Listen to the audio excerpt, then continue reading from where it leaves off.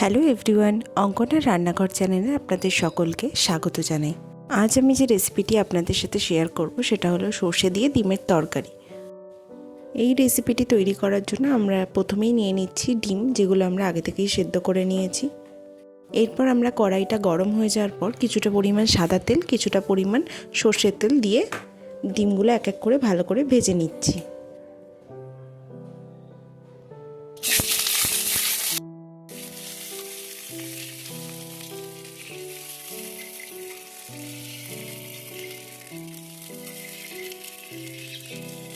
ডিমগুলো আমরা এপিট ওপিট করে ভালো করে ভেজে তুলে নিচ্ছি।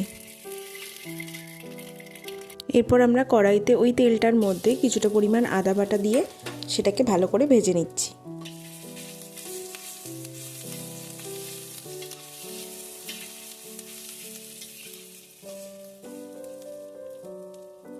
এরপর আমরা একটা পেস্ট বানিয়ে নিচ্ছি। তার জন্য আমাদের লাগছে কিছুটা পরিমাণ কাঁচা লঙ্কা, কিছুটা পরিমাণ ধনেপাতা, কিছুটা পরিমাণ রাই সর্ষে বা সাদা সর্ষে,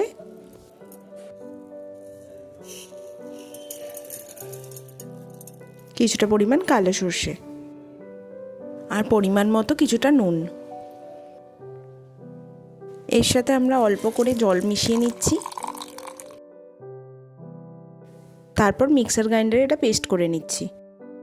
রান্নাটির প্রধান উপকরণটি আমাদের রেডি হয়ে গেছে।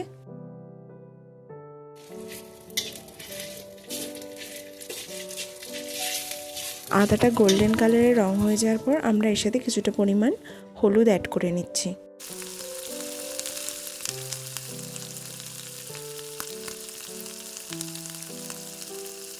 মশলাটা ভালো করে ভেজে নিচ্ছি। এর সাথে আমরা অ্যাড করে নিচ্ছি যে পেস্টটা বানালাম সেটা।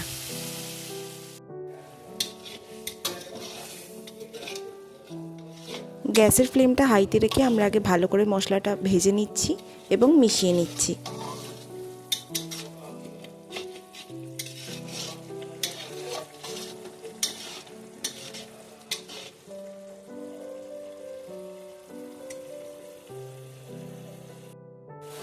দেখতেই পাচ্ছ মশলাটা পুরোপুরি ভাজা হয়ে গেছে এবং ফুটে গেছে।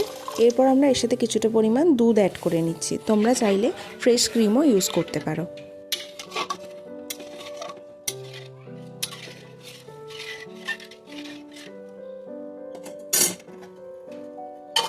এরপর আমরা গ্যাসের ফ্লেমটি মিডিয়ামে রেখে 2 মিনিট চাপা করে রান্না করে নিচ্ছি।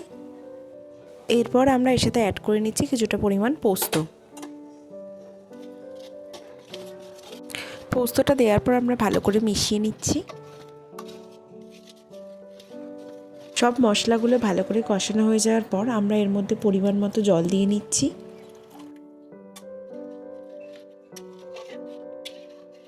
গ্রেভিটা ভালো করে ফোটানো হয়ে যাওয়ার পর আমরা এর সাথে অ্যাড করে নিচ্ছি আগে থেকে ভেজে রাখা ডিমগুলো।